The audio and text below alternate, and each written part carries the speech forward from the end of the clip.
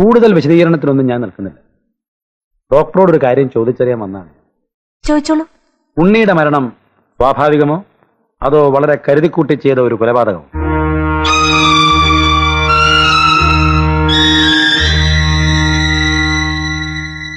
എന്താ എന്താ മിണ്ടായിരിക്കുന്നത്?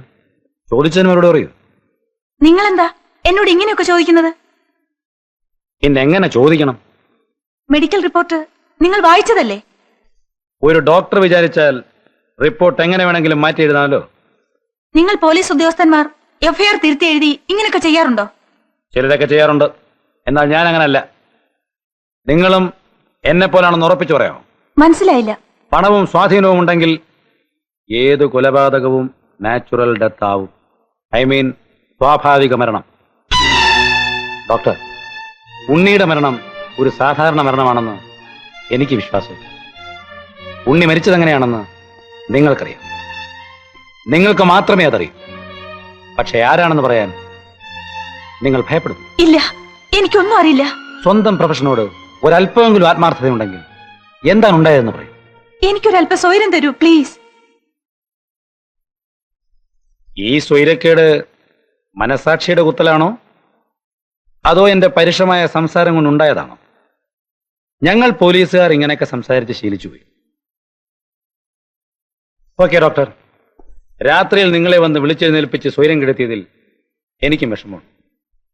സാരമില്ല, ഇനി ഇങ്ങനെ ബുദ്ധിമുട്ടിക്കാതിരുന്നാ മതി. I am very sorry. ഞാൻ ഇനിയും വരും.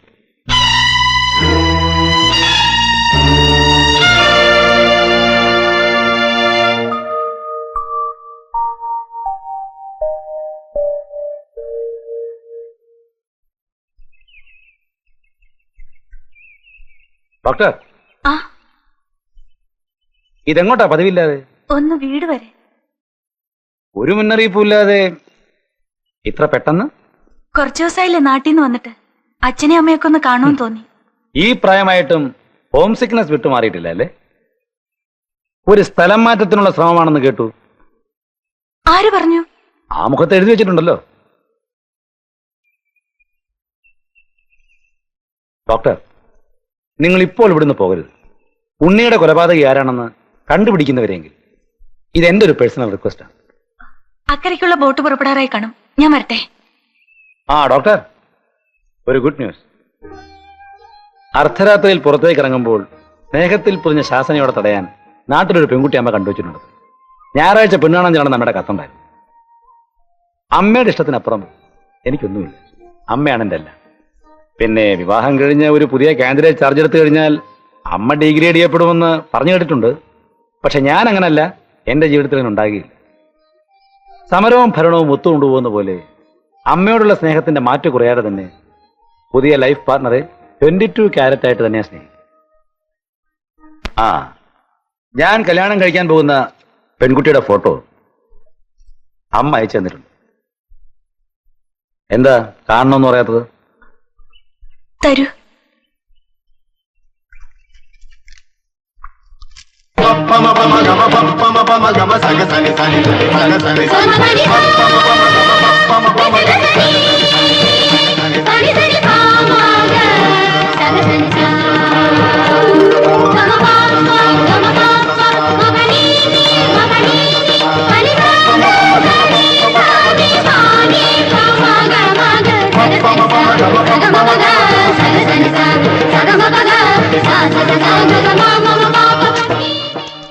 ശ്രീദേവിക്ക് വീട്ടിൽ നിന്നുള്ള കത്ത് കിട്ടിയില്ലല്ലേ? ഇന്നത്തെ മെയിലുണ്ടോ? ഞായറാഴ്ചയല്ലേ പെണ്ണ് കാണും. നമുക്കൊരുമിച്ച് ശനിയാഴ്ച പോയാൽ പോരെ?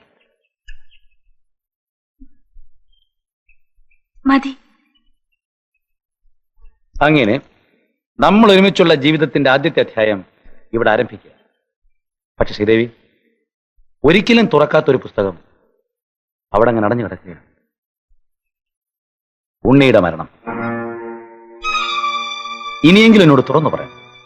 ഉണ്ണിയെ കൊന്നത് ആര്, എപ്പോ, എവിടെ വെച്ച്, എങ്ങനെ? ഒറ്റയ്ക്ക് ജീവിക്കുന്ന ഒരു പെൺകുട്ടിയുടെ ബുദ്ധിമുട്ട് എനിക്ക് മനസ്സിലാവും. ശ്രീദേവിയുടെ ജീവന് ഉത്തരവാദപ്പെട്ട ഒരാൾ കൂടി ഇവിടെ ഉണ്ടെന്ന് വിശ്വസിക്കുക. എന്റെ അടുത്തൊന്നും ഒളിക്കരുത്, മറക്കുകയും ചെയ്യരുത്. അന്ന് സത്യത്തിൽ എന്താണ് നടന്നത്? ഞാൻ നിങ്ങളെ പൂർണ്ണമായും വിശ്വസിക്കുന്നു. അന്ന് രാത്രി ഉണ്ണിക്ക് അസുഖം അല്പം കൂടുതലായിരുന്നു. കുറച്ച് കഴിഞ്ഞിട്ട് പോകാമെന്ന് കരുതി ഞാൻ എന്റെ റൂമിൽ ഒരു പുസ്തകം വായിച്ചുകൊണ്ടിരിക്കുകയായിരുന്നു.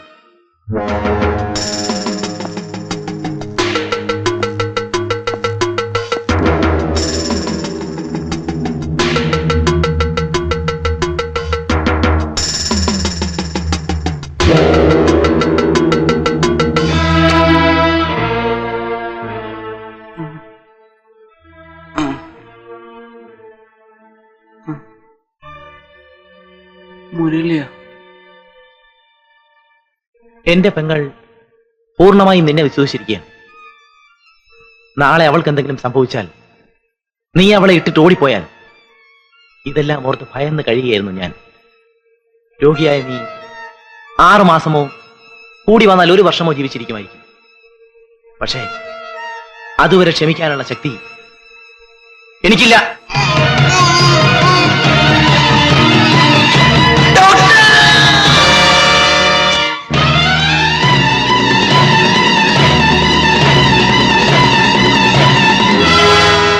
നീ ഇത് പുറത്തു പറയില്ലെന്നുള്ള വിശ്വാസത്തിൽ ഞാൻ പോന്നു. പറഞ്ഞാൽ നിന്റെ അവസ്ഥ ഇത് തന്നെയായിരിക്കും.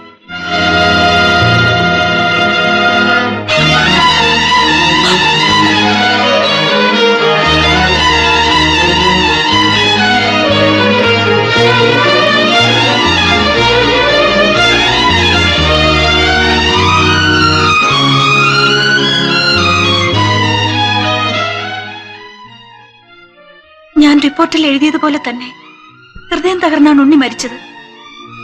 പക്ഷേ മരണത്തിന് മുമ്പ് തന്നെ ഉണ്ണിക്ക് കിട്ടേണ്ട പ്രാണവായു മുരളി തടസ്സപ്പെടുത്തിയിരുന്നു. അപ്പോൾ മുരളിയാണ് ഉണ്ണിയെ കൊന്നത് അല്ലേ? അതെ.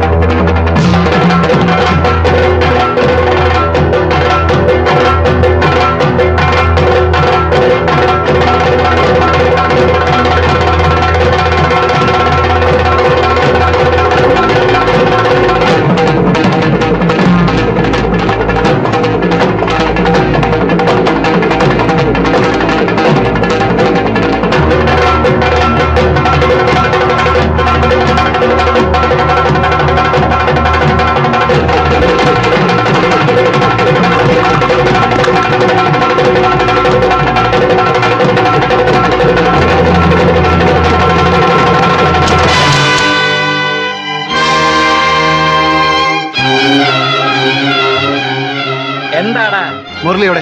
എനിക്കറിയില്ല. നിങ്ങൾക്ക് അറിയില്ലേ? അറിയാം. മുരളി എവിടെ? എടാ, അന്യജാതിപ്പെട്ട ഒരുത്തനും ഇന്നേ വരെ എന്റെ ഈ തറവാട്ടി കാലെടുത്ത് കുത്തിയിട്ടില്ല. ഞങ്ങൾക്ക് ജാതി മതവുമില്ല. ഞങ്ങൾ മനുഷ്യരാണ്. ഞങ്ങൾക്ക് വേണ്ടത് മനുഷ്യത്വമാണ്. ഞാൻ ഹരി, ഞാൻ ബെന്നി, ഞാൻ അബ്ദു. ജാതിയുടെ മതത്തിന്റെ പേരിൽ മനുഷ്യരെ തമ്മി തല്ലിച്ചും അവരെ ചൂഷണം ചെയ്തും ജീവിച്ച തന്നെ പോലുള്ളവർ ഈ നാടിന്റെ ശാപമാണ്. ജന്മിത്തത്തിൽ നിന്ന് അടുത്ത തലമുറക്കെങ്കിലും മോചനം ലഭിക്കാൻ നിന്നെ പോലുള്ളവർ ജീവിച്ചിരിക്കാൻ പാടില്ല. അന്യജാതിക്കാരെന്ന പേരിൽ ഞങ്ങളുടെ പൂർവികരുടെ എത്രയെത്ര തലകൾ കൊയ്ത് താൻ ഈ കായലിൽ എറിഞ്ഞിട്ടുണ്ട്. ഇതിനെതിരായി ഒരു വാക്കുപോലും സംസാരിച്ചിട്ടില്ലാത്ത ഞങ്ങൾക്ക് എതിർക്കാൻ ശക്തിയില്ലെന്ന് താൻ കരുതിയോ? ഞങ്ങൾ ഇന്നൊന്നാണ്. ഞങ്ങളുടെ പുറകിൽ ഇനിയും ഉണ്ട് ആയിരങ്ങൾ. നിങ്ങൾ ഇവിടെ ചെതറി വീഴ്ച ഓരോ ചോരത്തുള്ളികളിൽ നിന്ന് ഉയർത്തെഴുന്നേറ്റ ആയിരങ്ങൾ. ഇനി ഒരടി മുമ്പോട്ട് വെച്ചാൽ ശബ്ദിക്കാൻ നിന്റെ ഒന്നും നാ ഉയരില്ലടാ. ഇവിടെ പഠിക്കലേ, ഉപയോഗിക്കാൻ അറിയാൻ വയ്യാത്തവന്റെ കയ്യിൽ ആയുധം കിട്ടിയാൽ അതിന്റെ പ്രയോജനം ആർക്കാണെന്ന് അറിയാമോ? ശത്രുവിന്.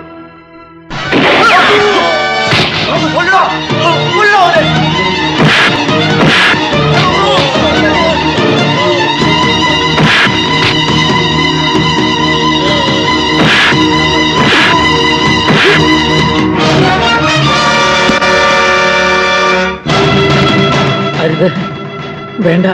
ഇല്ല, ഈ അധ്യായത്തിന്റെ അന്ത്യം ഇത് തന്നെയാണ്.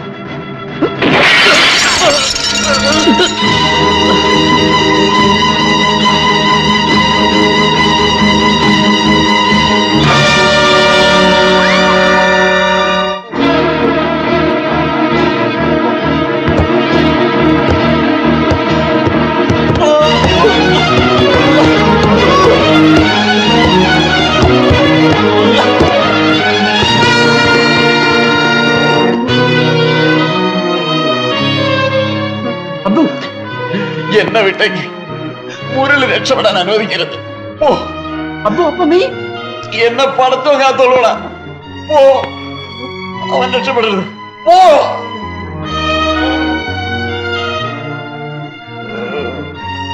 ഓടാ.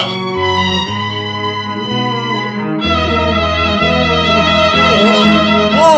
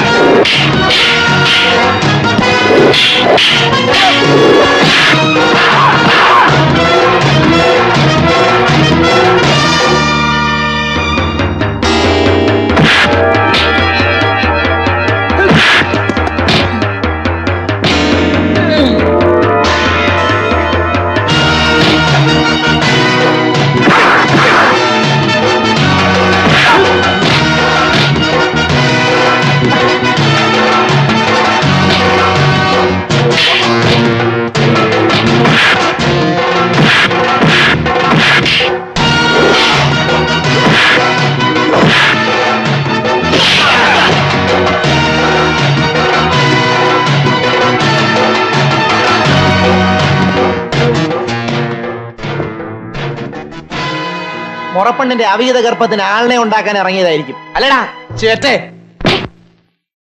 അല്ലടാ, ആയിരം അവിഹിതങ്ങൾക്ക് കാരണക്കാരനായ നിന്റെ അച്ഛൻ പണിക്കരെ ഞങ്ങൾ കൊന്നു. ഒരു പിന്തുടർച്ച പോലെ അത് ആവർത്തിക്കാതിരിക്കാൻ നിന്റെ തലകൂടി കൊയ്യാനാടാ ഞങ്ങൾ വന്നിരിക്കുന്നത്. ഞങ്ങളുടെ ഈ സാമ്രാജ്യത്തിലെ അടിമകളായ നീയൊന്നും തലയുയർത്താൻ പാടില്ല. ഞങ്ങളുടെ അടിസ്ഥാനം ഇളക്കാൻ ഒരുങ്ങി പുറപ്പെട്ട ഒരുത്തനും ഇന്ന് ഈ മണ്ണിലില്ല. പാരമ്പര്യം തുടരട്ടെ. 2 ശവങ്ങൾ കൂടി ഒരു അപകട മരണമാക്കി ഞാനത് മാറ്റിക്കോളാം.